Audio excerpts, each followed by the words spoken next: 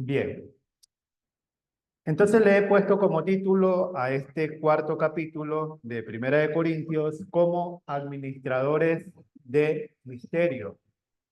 Y pues bueno, cuando estemos en el análisis vamos a ver por qué, ¿no? De hecho, en el primer capítulo dice esto. Vamos entonces al primer verso del capítulo 4. Dice así: Así pues, tengamos los hombres por servidores del Mesías y administradores de los misterios de Elohim. Ahora bien, se requiere que los administradores, que cada uno sea hallado fiel. Yo en muy poco tengo el ser juzgado por ustedes o por tribunal humano, y ni aun yo me juzgo a mí mismo.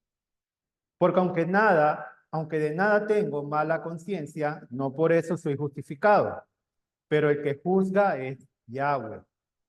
Así que no juzguen nada antes de tiempo, hasta que venga el soberano Yahweh, el cual aclarará también lo oculto de las tinieblas y manifestará las intenciones de los corazones. Y entonces cada uno recibirá su alabanza de Yahweh.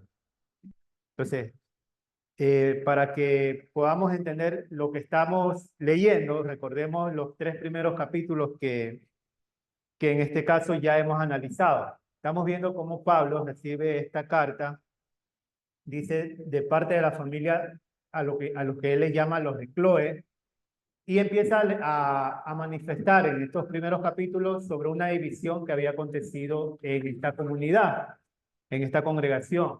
Algunos se habían fraccionado por grupos, y como dice Pablo, algunos dicen yo soy de Kefa, yo soy de Pablo, otros dicen yo soy de Apolos.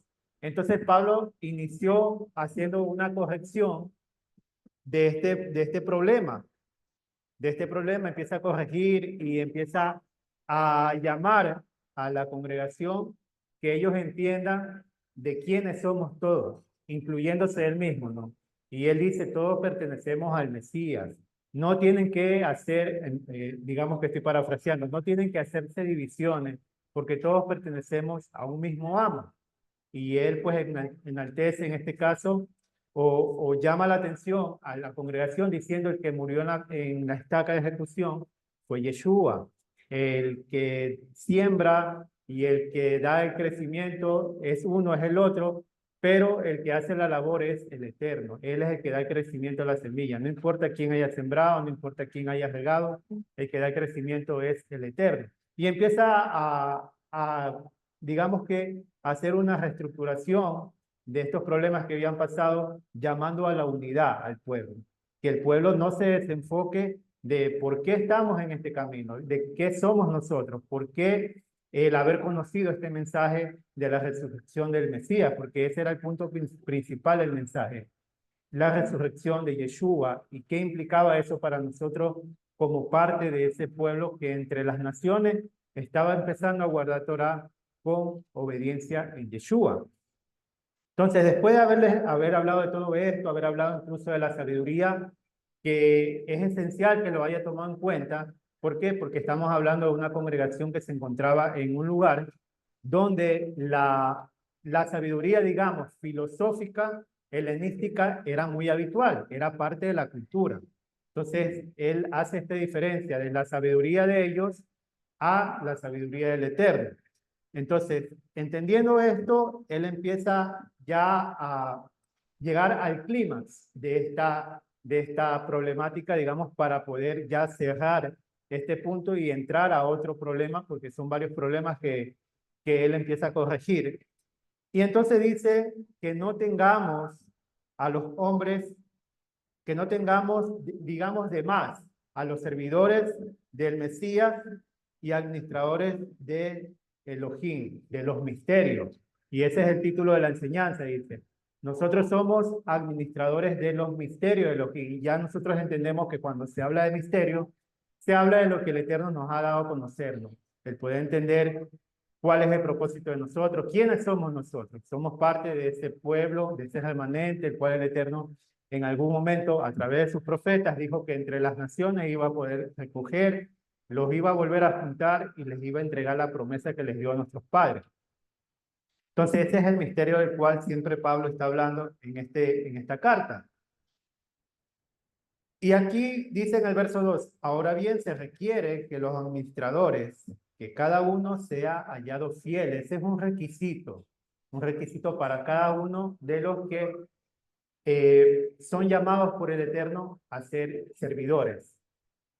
Y en este caso, pues tampoco es un título honorífico para nadie.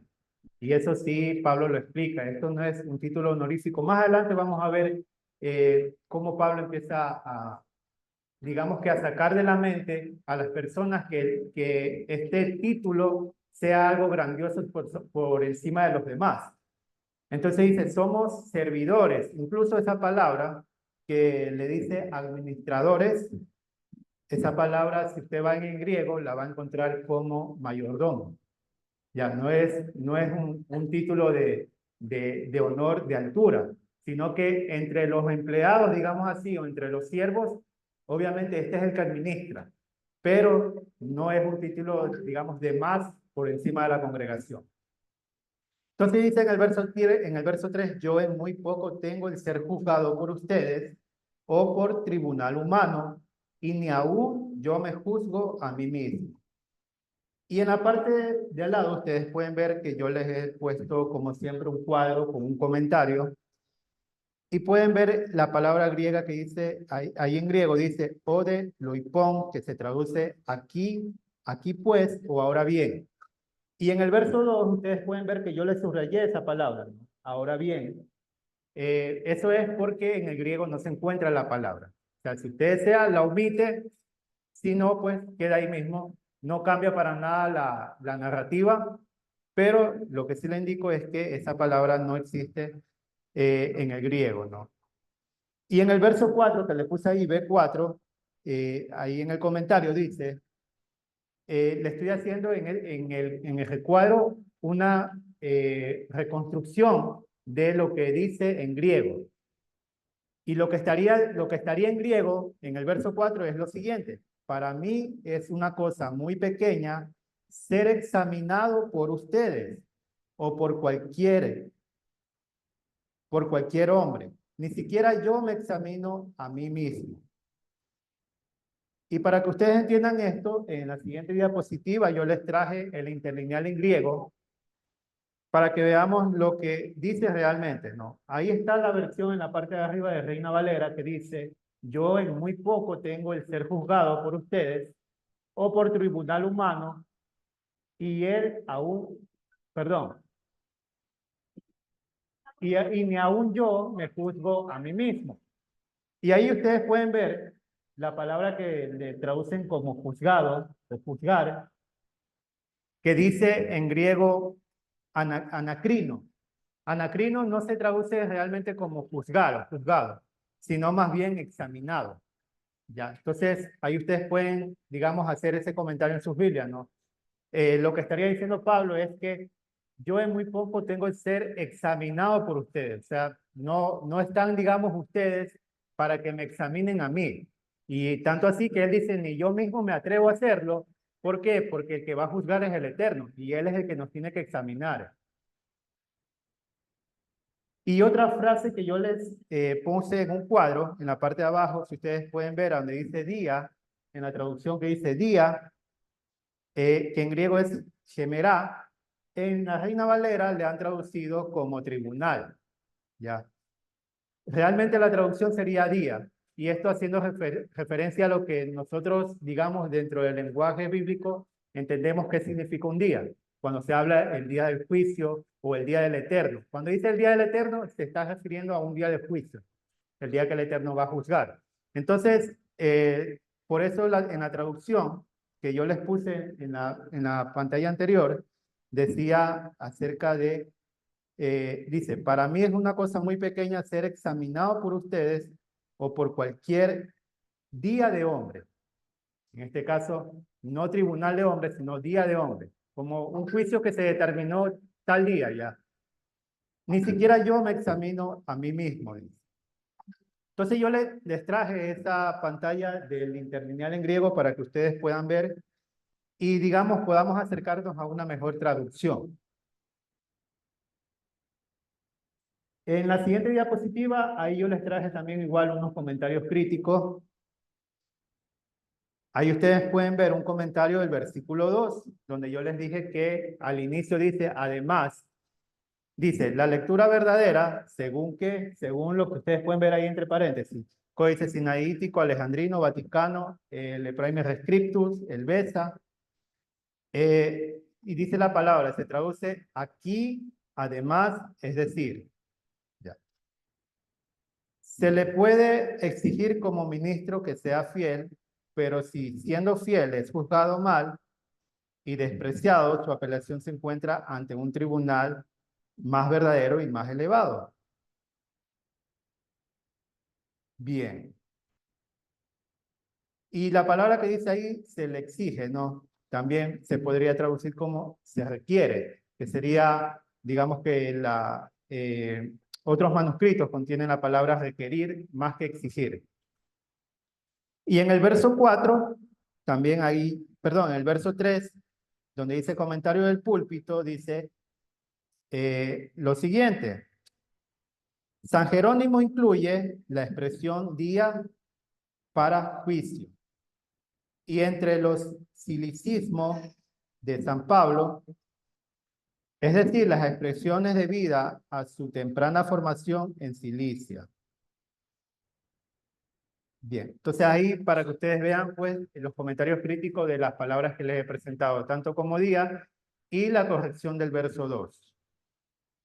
Aquí sí ya pasamos a la siguiente diapositiva y continuamos con el verso 6.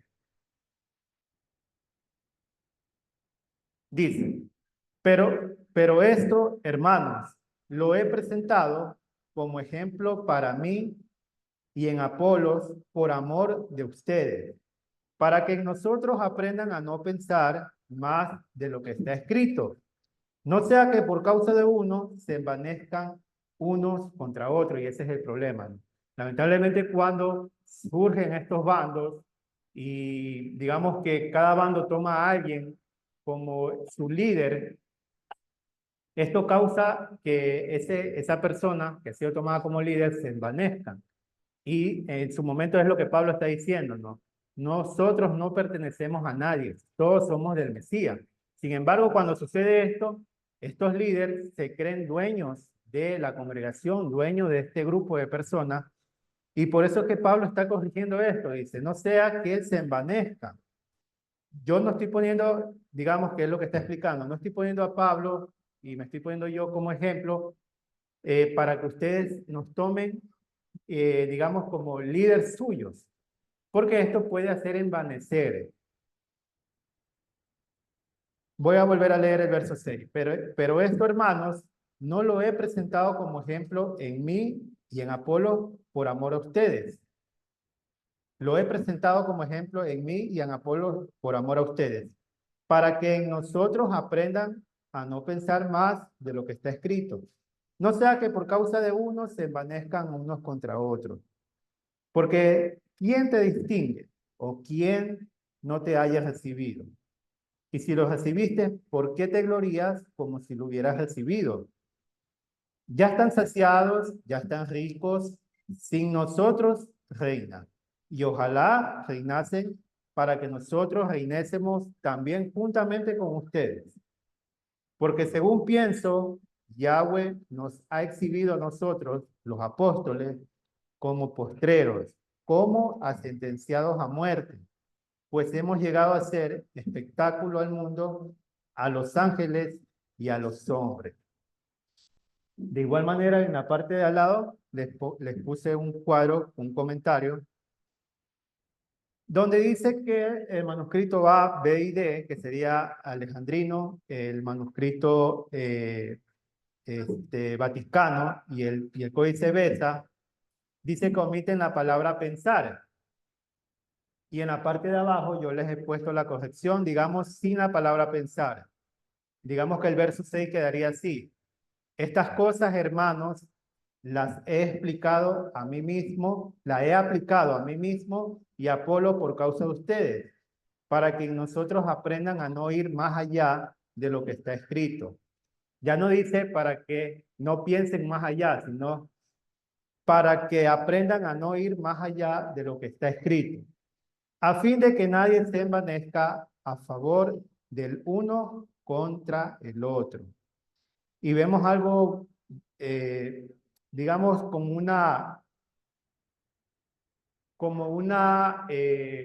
¿qué se le puede decir? Como un reclamo que Pablo le hace a los corintios, ¿no? Cuando dice, ustedes ya se han enriquecido, tienen digamos, sus propiedades, por así decirlo, ¿no? Ustedes ya tienen todo, está muy bien, dice, y están reinando, porque estamos hablando de que se habían formado estos grupos, entonces dicen, están reinando, quiere decir que ustedes ya son quienes están administrando a estas personas. Está hablando no solamente para los líderes, sino también está hablando para la congregación.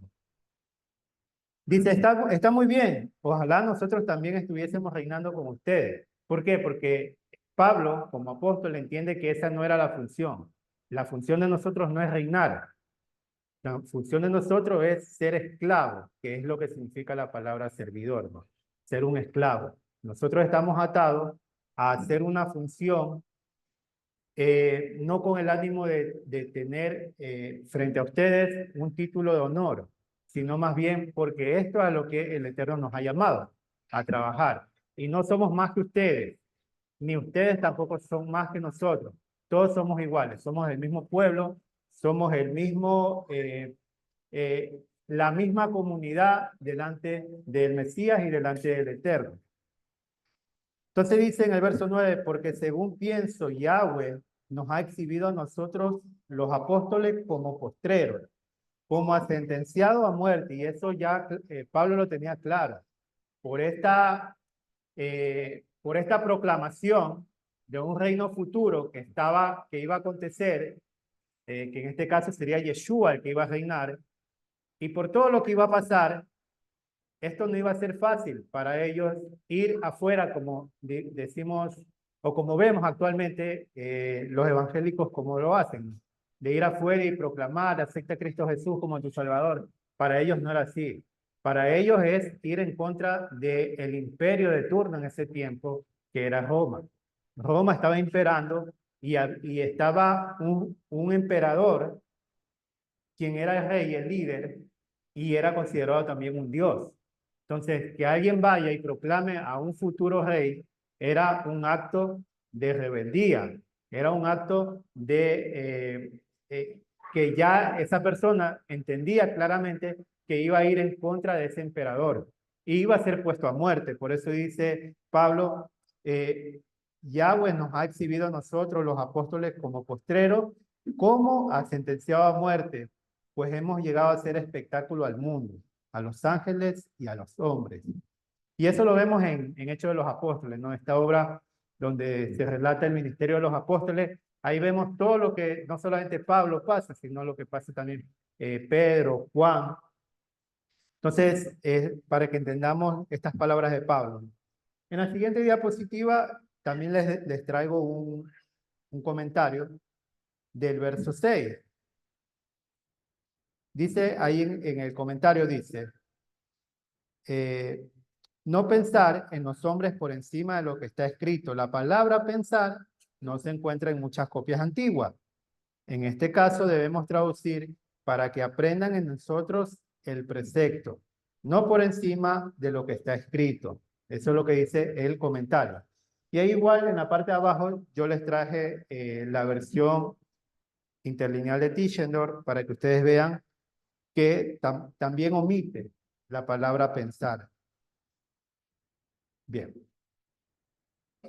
En la siguiente diapositiva leemos el verso 10. No somos insensatos. Nosotros somos insensatos por amor del Mesías. Mas ustedes prudentes en el Mesías. Ahora, digamos que de una forma no real, porque no es la forma real como les está hablando, sino como, digamos, podría ser como una pequeña burla que le hace, ¿ya? Ahora, nosotros somos insensatos por amor del Mesías, mas ustedes son prudentes en el Mesías. Nosotros débiles, mas ustedes fuertes. Ustedes honorables, más nosotros despreciados. O sea, ustedes están reinando y ustedes tienen todo el honor, todos los honores, pero nosotros, sin embargo, somos insensatos, somos imprudentes, somos despreciados.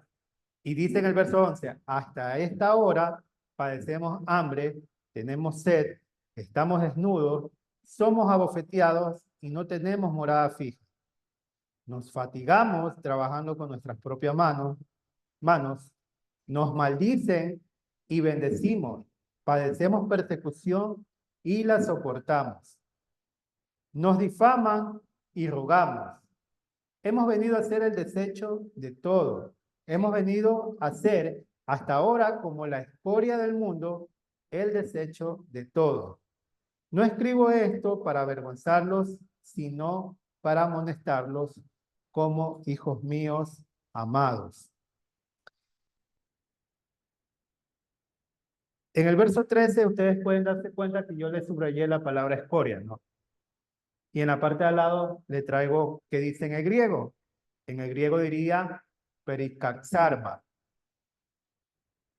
Y si ustedes leen ahí dice, tiene el sentido de una ofrenda por pecado. Y ya les voy a explicar un poco acerca de esto. En la siguiente diapositiva hay un comentario acerca del verso 13, ¿no? Dice, siendo difamados, rogamos. Bien. Dice, la expresión rogamos es muy general. Puede significar rogamos a los hombres que no hablen de nosotros de manera tan injuriosa o le exhortamos a hacer lo correcto. Y ahí viene la palabra de las cuales iba a hablar. Como la inmundicia del mundo.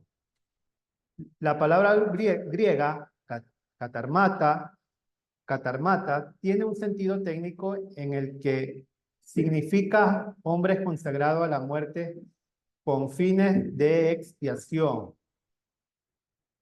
La palabra pericatarmata tiene el sentido de ofrenda por el pecado y ahí se hace una mención de Proverbio 21:18. Dice, sin embargo, es dudoso que este sea significado de la palabra pudiera haber sido de todo familiar para los lectores griegos, y es solo en un sentido muy general y distante, metafórico, que los sufrimientos de los santos de Dios pueden considerarse en cualquier sentido de la palabra vicarios. Entonces dice, es mejor, por tanto, aquí retener el sentido de basura. Ya, ahora lo que les quería mencionar es sobre esta palabra, ¿no? Esta palabra pericatarmata, que en la traducción real sería como limpiar el desecho. Y limpiar, digamos, como a los lados, como alrededor. Eso sería, digamos, la traducción correcta.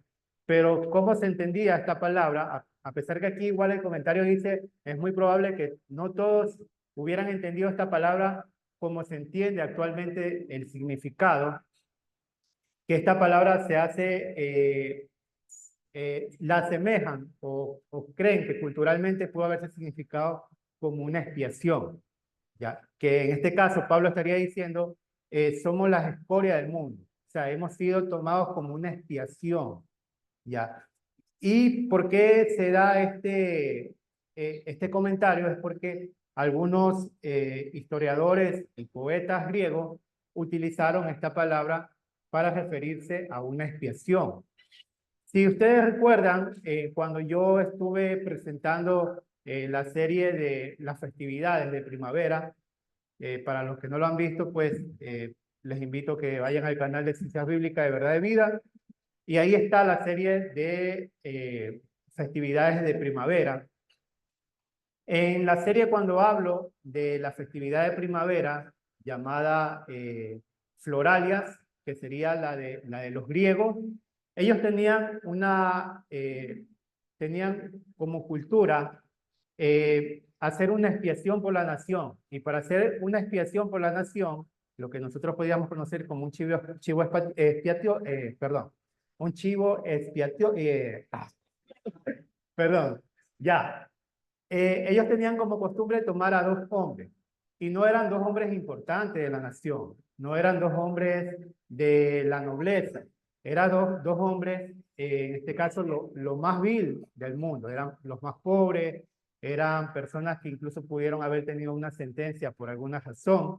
A estos hombres lo tomaban y les ponían unos higos en el cuello, eran dos hombres, casi igual como en el contexto de Yom Kippur, ¿no? Dos hombres, en cambio en el contexto de Yom Kippur eran dos chivos.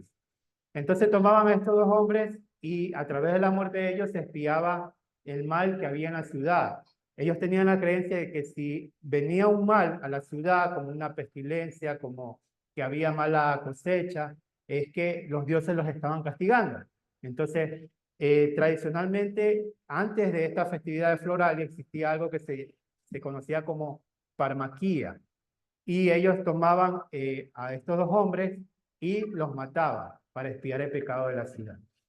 Entonces, aunque no tenga referencia esta palabra, parmaquía, con la palabra que hemos dicho, perdón, la vuelvo a leer, pericaxarma, aunque no tenga ninguna referencia, digamos, no tiene ninguna raíz de ninguna de estas dos palabras, no comparten ningún tipo de raíz, igual el significado es igual. Es igual. La palabra que en este caso se traduce como escoria, en el sentido griego tradicional, cultural, histórico, se entendía como una palabra que estuviera diciendo, he sido tomado como una expiación para ustedes. Entonces, es lo que yo les quería mencionar de lo que Pablo está hablando en el verso 13, cuando dice, nos difaman y rogamos. Hemos venido a ser hasta ahora como una expiación, digamos, que es lo que dice, como una expiación del mundo, el desecho de todos. Verso 14, no escribo esto para avergonzarlos, sino para amonestarlos como a hijos míos amados. Y continúa en el verso 15 diciendo, porque aunque tenga 10.000 años, y esa palabra años que sería paidagogos, en el Mesías dice, porque aunque tenga 10.000 años, en el Mesías no tendrán muchos padres, pues en Yeshua el Mesías yo los engendré por medio de las buenas noticias. Por tanto, les ruego que imiten. Por esto mismo les he enviado a Timoteo, que es mi hijo amado y fiel en Yahweh, el cual les recordará mi proceder en el Mesías, de la manera que enseño en todas partes y en todas las congregaciones. Mas algunos están envanecidos como si yo nunca hubiese de ir a ustedes. Y esto es lo que estaba pasando. Todo esto se había formado, toda esta división que se había dado en Corinto. Dice Pablo, incluso ustedes creen que yo no voy a ir a ustedes otra vez. Y por eso pues están actuando de la forma en que están actuando. Y algo importante es que vemos que aquí ya se introduce a Timoteo. En 1 Corintios 4 dice, por eso les he enviado a Timoteo, que es mi hijo, no su hijo carnal, sino que es así como los líderes trataban a sus discípulos, no como hijos. Mi hijo amado y fiel en Yahweh, el cual les recordará mi proceder en el Mesías de la manera que enseñó en todas partes y en todas las congregaciones. Algo importante de estas palabras que dice Pablo al tomar a Timoteo y llamarlo hijo es que nosotros tomemos en cuenta eso. Cuando nosotros vemos pues que, digamos en esta congregación, el hermano Marce digamos, nos tiene a nosotros tres como ayudantes, lo que él se encarga es que nosotros tres podamos llevar esa misma línea de enseñanza, no tanto como pensamiento, o sea, que todos debemos pensar iguales, porque si ustedes se dan cuenta, los días miércoles cuando hacemos los estudios, cada uno tiene una opinión diferente, ¿no? Cada uno tiene una opinión crítica distinta a los versos que podemos estar leyendo o examinando, pero ¿en qué radica nosotros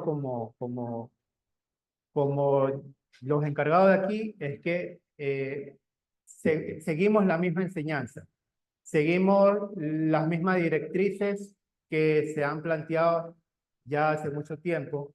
Entonces, de la misma forma, vemos que Pablo toma a Timoteo y dice, él les va a recordar las enseñanzas, él les va a recordar cuál es mi proceder, él les va a recordar lo que yo ya les enseñé al principio y que ya veo que se han olvidado y que ya se han formado el desorden.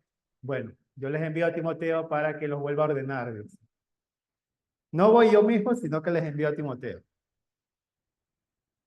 En la siguiente diapositiva, en el interlineal, ahí yo les quería mostrar, ¿no? Que ahí la palabra ayos, que en griego es paidagogos, yo les voy a explicar en la siguiente diapositiva con un comentario crítico acerca de esta palabra.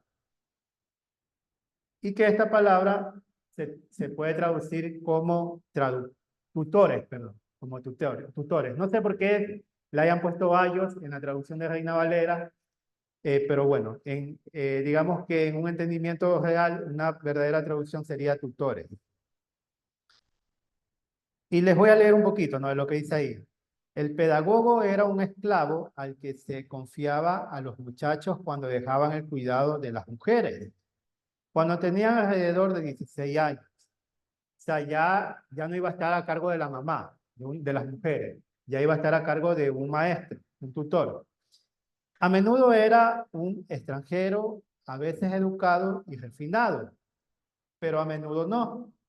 Pues Plutarco se queja de que los marineros, comerciantes, usureros y granjeros se dedicaban a esta función. El cargo era de tutela general, no de instrucción, aunque a veces el pedagogo actuaba como maestro. Acompañaba al muchacho a la escuela, llevaba sus libros, etc. Y lo acompañaba, como era muy habitual en Grecia, lo acompañaba al gimnasio y a otros lugares. Entonces, bueno, ahí yo les traje ese comentario, ¿no? Algo similar, digamos que podríamos nosotros referir de lo que dice en el tratado rabínico Sanedrín. Dice, quien enseña la ley al hijo de su amigo es como si lo hubiera engendrado. De manera similar lo dice Filón, en este caso Filón de Alejandría. Entonces, digamos que Pablo no solamente era considerado como un tutor para los corintios, sino también para Timoteo, y por eso es que lo llama hijo mío, como según en el tratado Sanedrín, dice que el que educa al hijo de un amigo es como que si lo hubiese engendrado. Bien, y aquí ya vamos a llegar al final de este análisis del capítulo 4. Vamos a leer los últimos versos. El verso 19 dice, pero iré pronto a ustedes, si Yahweh quiere, y conoceré no las palabras, sino el poder de los que andan envanecidos. Y aquí pues vemos que ya Pablo ya es más radical. O sea, ustedes se han envanecido, tienen poder, se han enriquecido, está muy bien, dice, está muy bien. Nosotros, sin embargo, dice Pablo, estamos padeciendo, estamos sufriendo hambre, estamos trabajando con nuestras propias manos, hemos sido vistos igual como escoria, como basura, y ustedes están muy bien. Pero no crean que no voy a ir, les dice en el verso 18. Iré pronto, dice en el verso 19. Iré pronto a ustedes si Yahweh quiere y conoceré no las palabras. Yo no voy a hablar con ustedes y vamos a ver quién tiene la razón aquí, sino que voy a conocer el poder. O sea, si el Eterno realmente está actuando en ustedes, si el Eterno a ustedes los está respaldando. Y ahí es que nosotros vamos a conocer si son realmente ustedes servidores del Eterno o simplemente se han envanecido porque alguien los ha escogido como líder. Verso 20. Porque el reino de Yahweh no consiste en palabras, sino en poder. ¿Quién quiere? ¿Qué quieren? ¿Iré a ustedes con vara o con amor y espíritu de mansedumbre? Con fusil. Bien, mis hermanos, aquí hemos llegado al final de este análisis del verso 4 de 1 de Corintios. Y pues bueno, la próxima semana Espero poderles traer el verso 5, el capítulo 5 de esta epístola. De antemano, pues muchas gracias. Le doy paso al hermano Marcelo Pazmiño.